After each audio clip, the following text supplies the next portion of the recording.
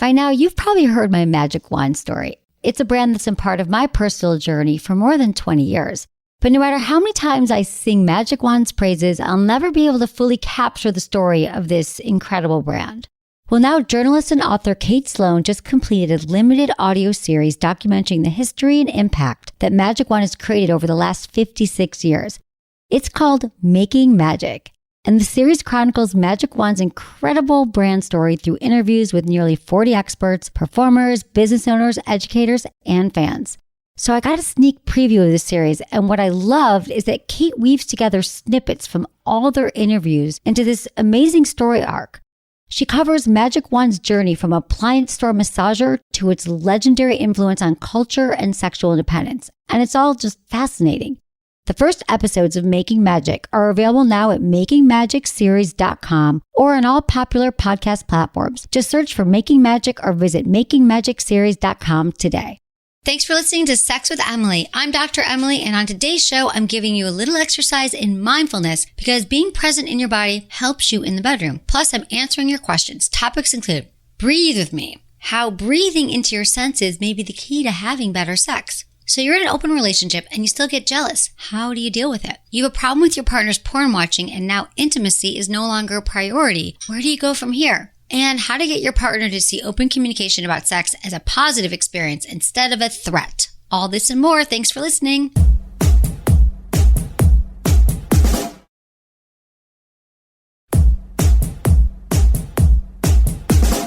Look into his eyes. They're the eyes of a man obsessed by sex. Eyes that mock our sacred institutions.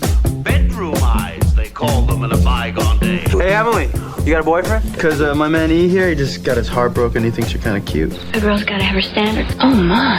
Do women know about shrinkage? Isn't it common knowledge? What do you mean, like laundry? It shrinks? Can we not talk about sex so much? Are you kidding me? Oh my God, it feels so good. Being bad feels pretty good. But you know, Emily's not the kind of girl you just play with. You're listening to Sex with Emily. We're talking about sex, relationships, and everything in between. For more information, check out sexwithemily.com. You're going to love our site. And you're also going to love finding me on SiriusXM Stars. I am there 5 days a week, and it's on channel 109 Monday through Friday, 5 to 7 p.m. Pacific. And if you want a free 30-day trial of SiriusXM, go to sexwithemily.com/SXM. Or hey, you can still call in even if you don't have Sirius. 888-947-8277. And find me on all social media across the board. It's at Sex with Emily. All right, guys, I hope you enjoy the show. We're going to do a little guided meditation to get you into the moment.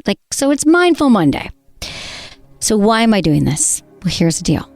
Maybe you're driving in your car, you're listening at home, but let's just be honest. The start of the week can be a little bit overwhelming. And I realized that mindfulness, I love the music's going now. This is good. We're going to do, I like it. This is good. So here's the thing about mindfulness.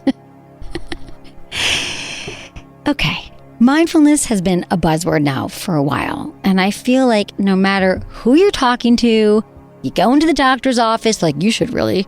Have you ever tried meditation? Have you ever tried yoga? Have you ever been mindful? And in fact, you even hear me on the show. I'm often saying, breathe deep into your pelvic floor. Breathe more. Relax. Be mindful. You guys are always saying, how come I get so distracted, Emily, during sex? How do I stop worrying about what my boobs look like or my penis looks like during sex? I can't stay in the moment. How do I be more mindful?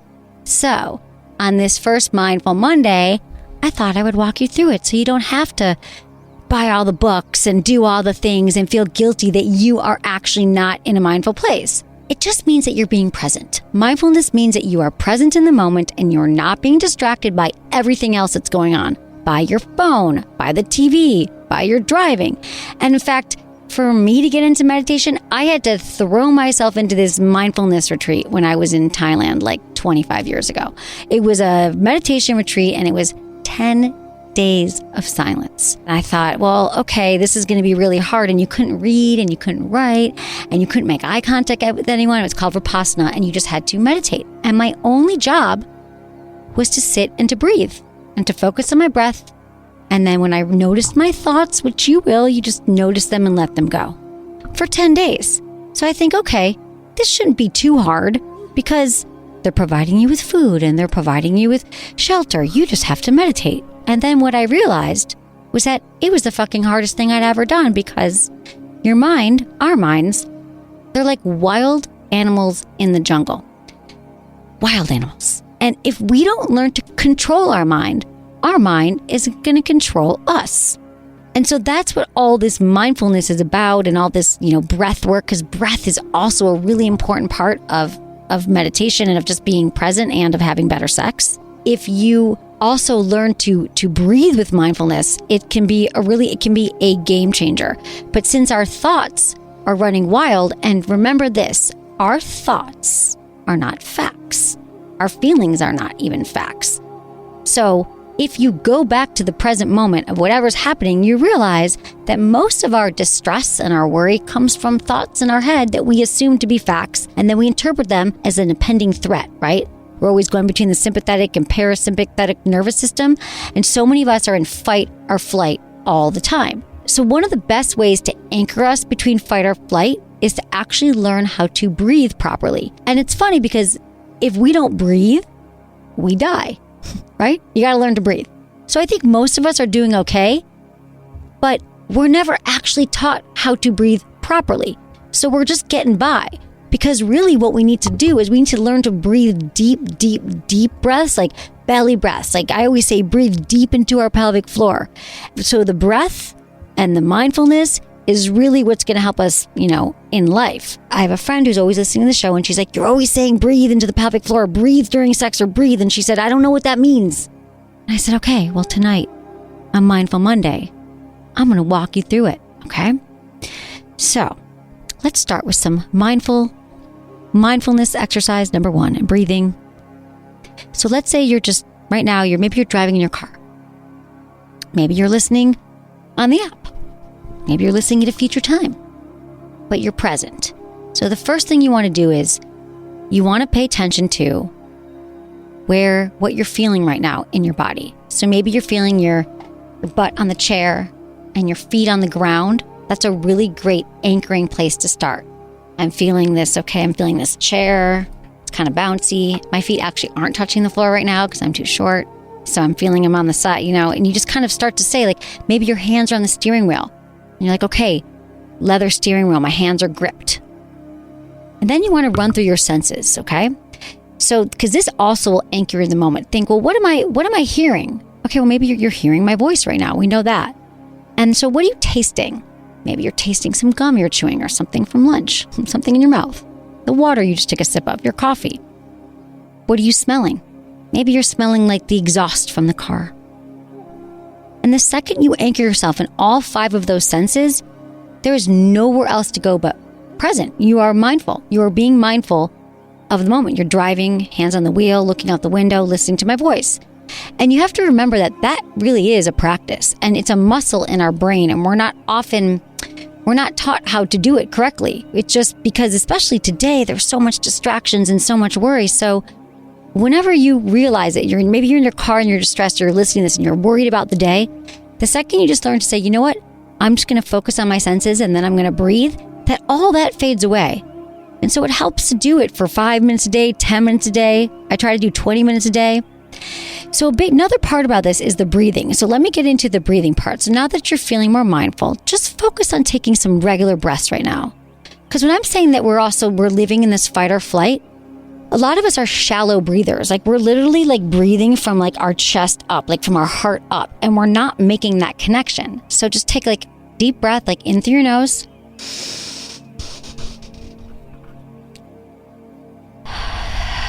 You can go out through your mouth. You can go in through your nose and out through your nose. That creates more heat.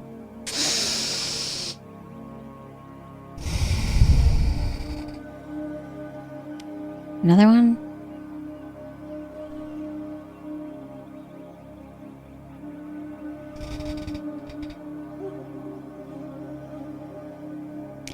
And once you realize you start to take these deep breaths, I want you to take a few more that you can start to actually count. So when I say breathe deep, try to breathe in really deep right now and see what you can count to. How many breaths does that take? And then I want you to repeat that on the out breath. So maybe it's going to take you 4 in and do 4 breaths out.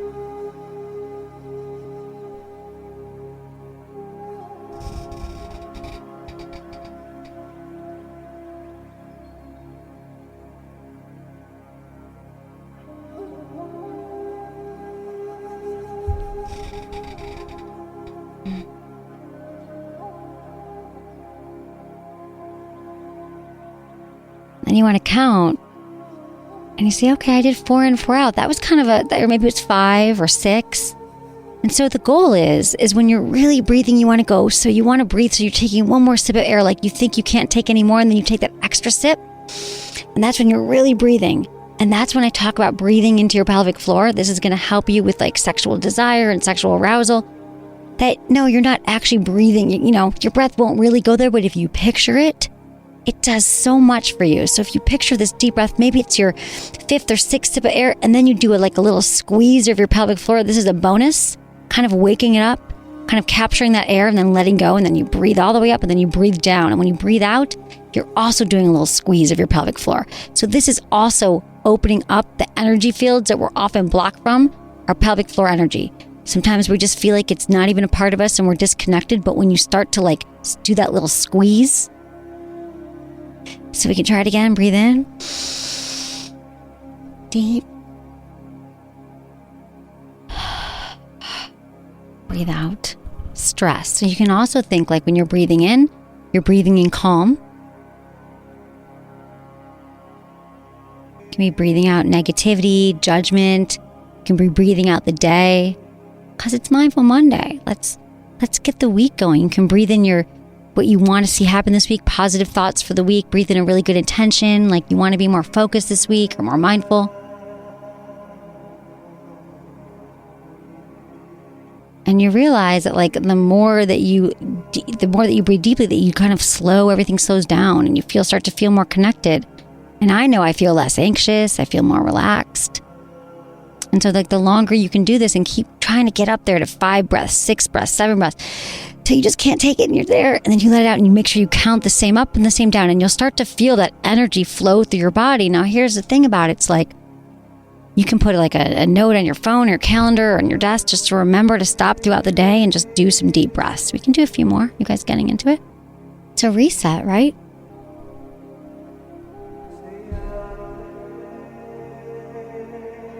Now, here's the other thing. It's so hard not to talk and breathe with you all. You can do this on your own.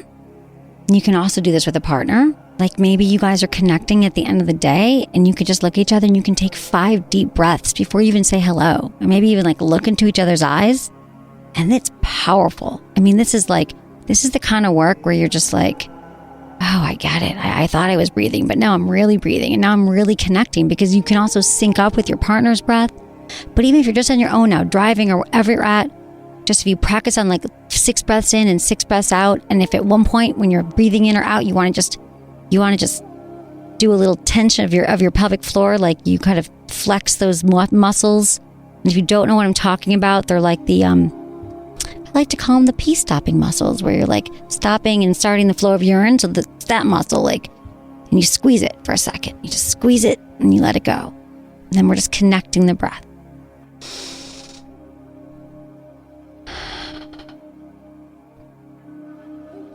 Monday, how you guys feeling? I feel so much more relaxed. Right? Like, it's amazing. So do that in the morning. Do it in the middle of your day at work. This is about mindfulness, you guys. This is what everyone's talking about. And I do too. I feel look how quiet I'm talking. It's much calmer. Yeah. Slower. Not quiet. You guys need to hear me, but it slows you down. And it's powerful, you guys, what the breath can do. It can reset. And they're showing now that breath can be so healing for so many aspects of our life, like disease as well, anxiety. We store a lot of emotions and stress in our body. So we just want to breathe in, breathe out. Oh my goodness. That's is very tranquil. Right? Yeah, exactly. Yeah. Right, guys? How does that feel? I feel like it's a big part of my life to be, and I'm still like it's stressed and anxious and worried, and my staff will even know, maybe you need to go meditate right now. I mean, I try to do it in the morning and at night before I go home. Kind of it kind of reframes the day and lets go of the day, and then kind of resets before the night. And it can be really helpful. So yeah. And it helps with your sex life too. What I mean by breathing during sex is just that. You're taking really deep breaths. And you're breathing it, and even if it's loud, it doesn't matter. But when you do that, you'll realize that a lot of us hold our breaths also during sex and masturbation. And when we actually breathe, it allows our sexual energy, just hear me out, that might seem kind of woo-wee to you, but it's true. It flows that energy through your body. It circulates it so you can actually have stronger orgasms. And you can have more pleasure when you're on your own because it's just moving stale energy through your body.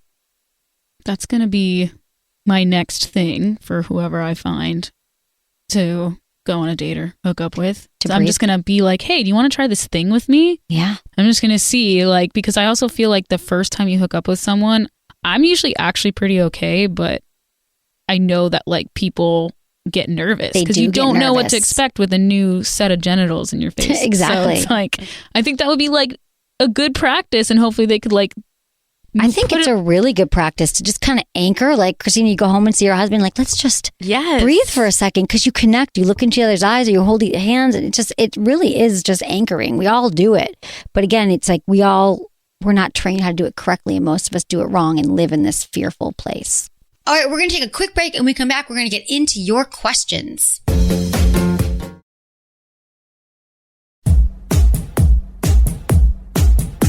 Okay, we got in this email from a Nick, 28 in Virginia. He says, Dear Emily, my wife and I have been together for 7 years and have a great sex life, although my wife hates that we use condoms. She's told me that it feels much better during sex and would eliminate one barrier, i.e. not having one when we need it, that we have in our sex life.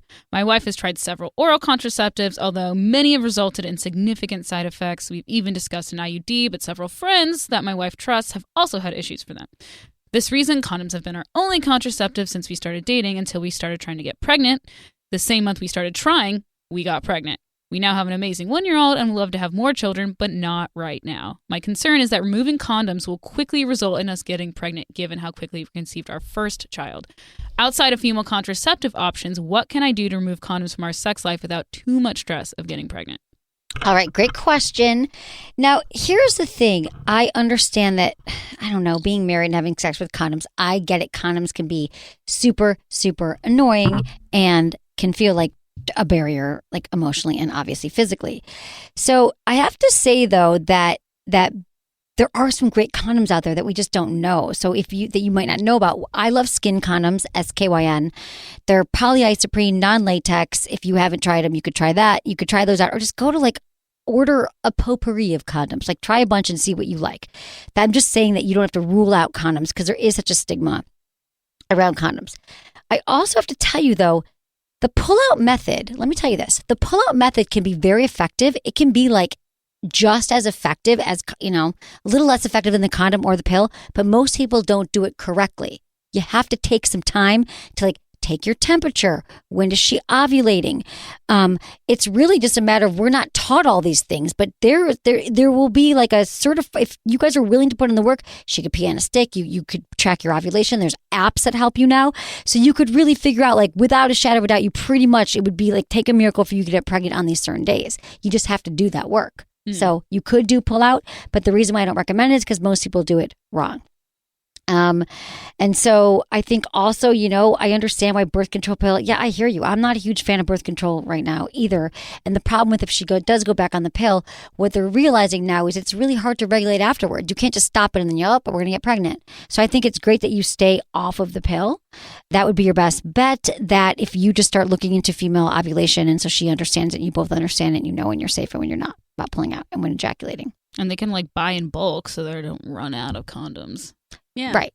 But with pull-out, I've been doing it for 11 years, you guys, with Nick, my husband, and it's worked great. But same thing, I use the app, the Flow app. Do you? Yeah. Okay. I know when I'm ovulating, so I just make sure, hey, maybe we make sure we don't do that during that time. And then if we want to try to have kids, we know, we got to do it during this time. Exactly. So it's so true, though. If you're making sure, when everything's going to happen, just like you said, that's exactly what we've been doing forever. Right. Okay. And so it there you works go. great. So he could do that if he doesn't want to do the condoms or stock up on them. But I just feel like condoms are, you're married, using condoms every day can also be annoying. But even for everyone else listening, if you don't love condoms and you're not in a committed relationship, or even if you are, they're not as bad as you think. I'm just telling you that. And if you can prevent going on IUDs, the IUDs with birth control pills, with the hormones, I'm down with that. Even the copper one, I heard if you already have bad cramps, that it's really bad that first day when you have that in you. And that just, I mean, it just sucks that those are the options. I know. It really does suck. That's why I think that if women had more under that Flow app is made by that woman, Allie, I think, or she wrote a book about it. I can't remember, but I'll look it up. Flow Living app. I'm just telling you that it's really, it's very cool. Like if women start to, I think it was called The Woman Code. She wrote a book about it. And I think that women just don't know enough about our menstrual cycles, and we don't understand our blood, and we don't understand any of it. When back in the day, that's how we like told time. That's how we measured everything in life, was by female cycles and the moon. So that's not all like woo woo stuff. So I feel like if you, it is time now. I think that women are ready to kind of take their bodies back, you know, not only sexually, but also like understanding your fertility and all those things. Not very often though. You hear it's the woman in the heterosexual relationship complaining about the condoms. Right.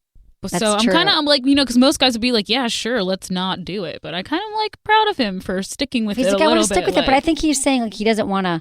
Well, he's only done. I'm just saying that a lot of guys would be like, yeah, fuck it. We got an Instagram question in. How do others work through jealousy when you're in an open relationship? And this is from a female listener. Okay. How do others work through jealousy? That is like their job. Like if you're in an open relationship, dealing with jealousy is a main tenet of this relationship. You have to learn really healthy communication with boundaries, and you talk before you guys do something, you meet up with someone else, and afterwards, and you practice vulnerability and just like a rigorous honesty that I actually haven't seen in other relationships. I haven't seen people in even monogamous relationships practice this kind of honesty. So, but jealousy is like a natural human emotion. Like we are all you're going to get jealous at different points in your life. But what I found is when you really talk about things and then you realize and you name it, you're like, babe, that made me feel jealous. And then you have a partner that trusts you and you're able to say, I am jealous right now. It sort of can diffuse it in a way. The people I know are like, yeah, they get jealous from time to time, but they don't have the kind of raging jealousy that a lot of people have in monogamous relationships because they learn that you can kind of transcend it, the power that jealousy has over you. Though I don't think it ever goes away. I just think couples that are really healthy and talk about everything have a better skills at dealing with it. Can you like when you do feel that jealousy, like you're in the relationship, like do you just call it out to your partner and be like, hey, that actually made me feel this way? Yeah, you have like a time talk about it. You're like, you know, I'm really like what I've seen couples model that have been on the show and who are friends of mine. They're like, you know, that didn't make me feel good last night when you didn't come home when you said you would, or I actually realized that I'm jealous when you tell me all about your sex last night with this woman. I thought I'd want to hear, but it's making me feel really insecure. And then you'd have to let your partner know what you need. Do you want an apology? Do you want him to hold you? Do you want him to tell you that you're beautiful? I think that we have to teach our partners also how to nurture us once we reveal that that something made us jealous. And then hopefully your loving partner is going to kind of avoid those situations in the future. So I think that a lot of the jealousy happens when people are early on in polyamorous relationships, and it still continues, but early on you're just like, kind of, whoa, didn't want to know that, or that's too much information. Or so you just kind of, but you pay attention to it and you really have to nurture open relationships. You know, just as much as you other ones, even more so. The communication is just rigorous and honest. I feel like I'd be fine until I didn't have a date when my partner had one. Well, right. Then I would be like, oh crap! Like, that's all I'm going to be thinking about because I didn't have anything to be like blocking my mind. Yeah, exactly. I mean, we remember we had a caller early on who called when we started the show. They were like, my partner and I opened up our relationship. This is our first night. She's going on her date and my date canceled. I'm just sitting home. I think he was in Canada. And he's like, I'm just sitting home tonight and I'm so bummed. And I'm like, what could you do? Or like, let me entertain you. Listen to the show. Like, I mean, that is tough, especially it's the first time. She's going to come home with a great story. But, you know, I mean, the couples I've seen go, it's bumpy. It is bumpy. It's not like so easy. Like, oh, we're having sex with other people and we're amazing. No, but you get to work on some deep rooted issues and you realize if you do have a deep trust in your partner, like you really trust them in a lot of ways, that your jealousy is separate from them. Like, it's kind of like it just made you, it brings up insecurities you might have. I think it's just people do a lot of great work. Like I always say, we do our best work in committed relationships. People in polyamorous relationships take it to another level if they do it right.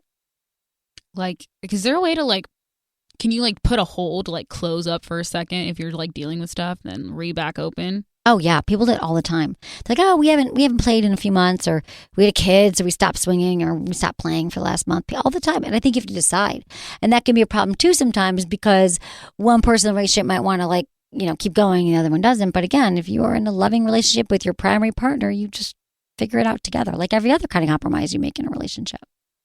I think that people are really a lot more curious about it though. I feel like people are like, I think we're seeing more and more alternative relationships. I've seen it in the last week. People are more open. It's not as shocking. It's just more, and it works. It's not some for crazy, neighbors or the swingers or people just want to have sex with other people. It's people who realize that they can be in love with one person and love and like it's their partner, but sometimes they just want to go out and try something else. They want to go have a little bit something on the side, and their partner knows about it. Do you think you could do like an open relationship? Yeah, I have before. Really? Yeah. Yes. How do I not know this? I think you do. In San Francisco, it was like I was dating a guy for like a year, and we both decided that we had we loved seeing each other like once a week, and we had so much fun on Saturday nights. We'd go out or Friday night, and then when we each had something, like he had a restaurant opening or I had an opening or something, we would do like special things together. But we were dating other people, and we would share that and talk about it, and then it ended because I actually met someone I really wanted to be in a relationship with, which was hard for him. So wow. I did it. I tried it. It all worked out. Or not. Yeah, there you go, James. And you thought you knew everything. Christine, 34, in Colorado, wants to know how to know if her spouse is watching too much porn. Hey, Christine. Thanks for calling. How much porn is he watching? Hi. Hi. I'm not like 100% sure, but the past, I would say probably couple weeks, I've been seeing it on his phone, and it's almost every day. Okay. We haven't been intimate as much as we'd like to because we both travel a lot for work.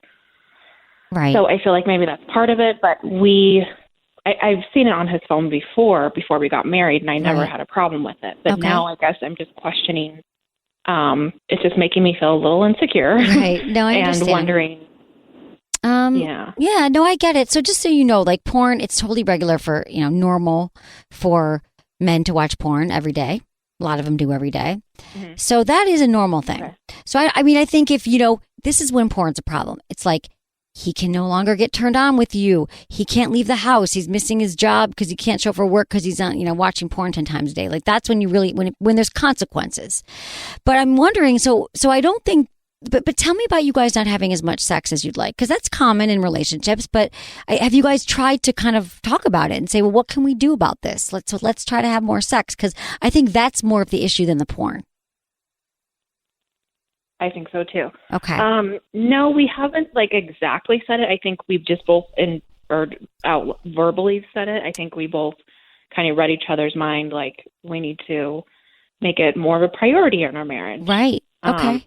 That's great. When we are together, even, so since we aren't traveling, but when we aren't traveling, but the travel is pretty heavy. So, and it comes in spurts. So when it's travel, it's a lot of travel. And then when it's not, it's not. Right. Okay. Well, I think that maybe so that's good you guys had the preliminary conversation. So the next time you guys are together and you're having dinner and it's great, you haven't seen each other in a while, you should just say to him, I know we talked about prioritizing our sex life, but I really feel like let's do it. Let's figure out some ways we can actually, figure out how to connect again intimately. And so I think that, a great thing to do would be to literally prioritize it, put it on the calendar. Scheduling sex is one of the most effective tools that couples don't do because they think it's going to take away all the mystery. And it's like, you're not having sex anyway.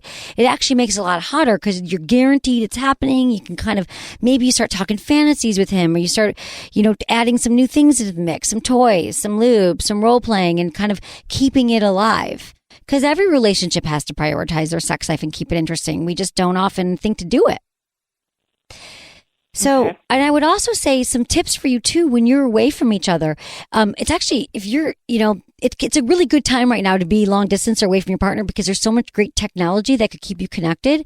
So I don't know if you guys ever use toys together, but there's a company called WeVibe, and they make these amazing toys, and a lot of them work with their WeConnect app. So you could have a toy, and you guys could FaceTime together or use the app. It's like a FaceTime, it uses that same kind of technology, and you could watch each other, he could control the vibe for you, or you guys could just make a date on Skype and have some intimacy when you're away from each other. Maybe have some conversations about sex, or just, it's important to keep it going even when you're apart. So if you're saying that, because maybe also a lot of couples who don't keep that intimacy alive, and I don't even mean you have to have Skype sex. You could just have really, maybe you have a date where you're both having a glass of wine and you're talking on the, using Skype, but to figure out what you need so when you do see each other again, you still feel connected. Okay. All right.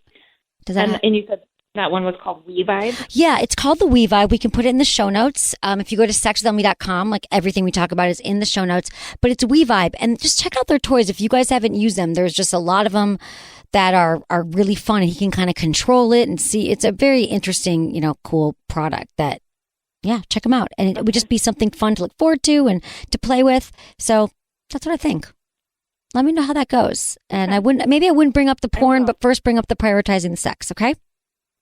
Thanks, Okay, Christine. Yeah, you're going to, you'll appreciate it. Once you start talking about sex, you guys, I'm telling you, if you're listening to this and you have not had that conversation with your partner ever, like you've actually never said, not just we should prioritize sex. Oh yeah, babe, you're totally right. What's for dinner? But you actually sat down and were like, let's make a sex plan. We should have a sex plan. What are our goals for our sex life the next few months? What should we try? Like think of it not like it's a chore, you guys. Remember, we're talking sex. Remember when it was fun and awesome at the beginning of your relationship? It's that.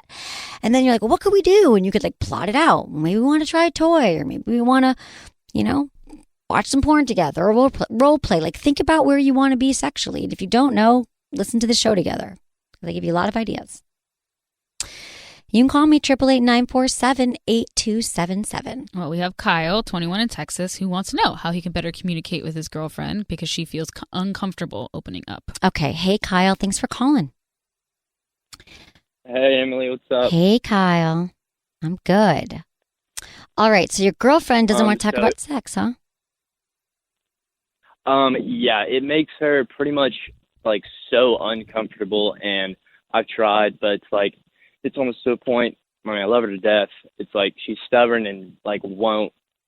She'll just back off completely, like shut down almost. Yeah. No, I get it. And she's 21. Is she your age as well, Kyle? Yeah, she's like about a year younger than me. Okay. I mean, just so you know, Kyle, that's pretty typical that most women and most people your age have never talked about sex. Could be her upbringing, her parents said, oh, don't ever talk about it, or don't have sex till marriage, or we don't know what her messaging was, but she just might not be ready yet to talk about it. You can't force people into it. And it could also be the way you're talking about it. What do you, give me an example of what you're trying to talk to her about. How does that conversation go down? I mean, I'll just be like, so, like, what would you like me to do, or something like that, and she'll just say like a 1 or 2 word answer. Mm-hmm. And I'll try to keep it going, maybe. And you're probably right. Like, I probably am forcing it a little bit too much, which I haven't really recognized. Right. But yeah, she'll just be very, very short, and like that's about it. Okay, well, Kyle, let me let you in on a secret here. Okay, I used to be your girlfriend, and the reason why she doesn't answer it when you ask her what she wants, because she doesn't know. So it takes a lot of learning for women and for men, but a lot of women, she really doesn't know because maybe she hasn't had that many partners. And even if she has, women, we have to masturbate. We have to understand our bodies, our orgasm. We have to actually have enough years on the planet to have sexual experience to actually know what we want. So if you guys have been together for a while, she's 20 years old, she probably doesn't know.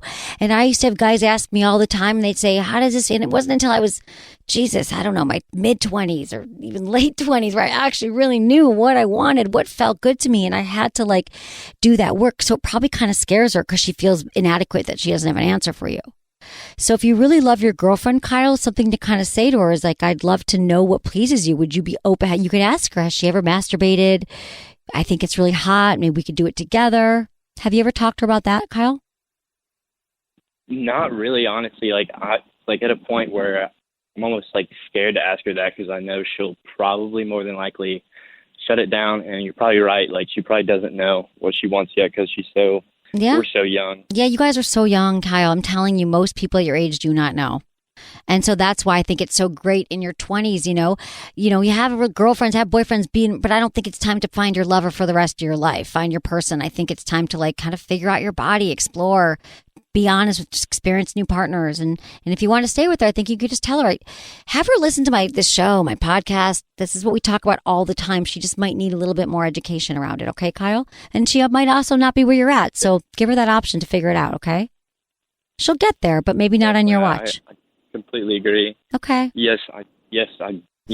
Thank you so much. You're so welcome, Kyle. Thanks for calling. Totally get it. I wish I had me at 21. It's I get it. I didn't know. Yeah, I had you at 22. So you did, dude. Clutch. Jamie. Yeah, you had me at 22, right? No, but I get it. He's like, oh, I totally see the whole thing. How that could be frustrating for him. And now, you get it, you guys. People don't know. Your partners don't know. And they might be in their 30s and not know. Might be in their 40s and not know. All right, guys, thanks for listening to the show, for giving me 5 stars wherever you listen to the show, and subscribing and sharing it with a friend, because, hey, we all need some more sex talk, don't we? Sex information. Thank you, everyone, for listening. Thanks to my amazing team, Ken, Kristen, Elisa, Michelle, producer Jamie, and Michael. Was it good for you? Email me, feedback@sexwithemily.com.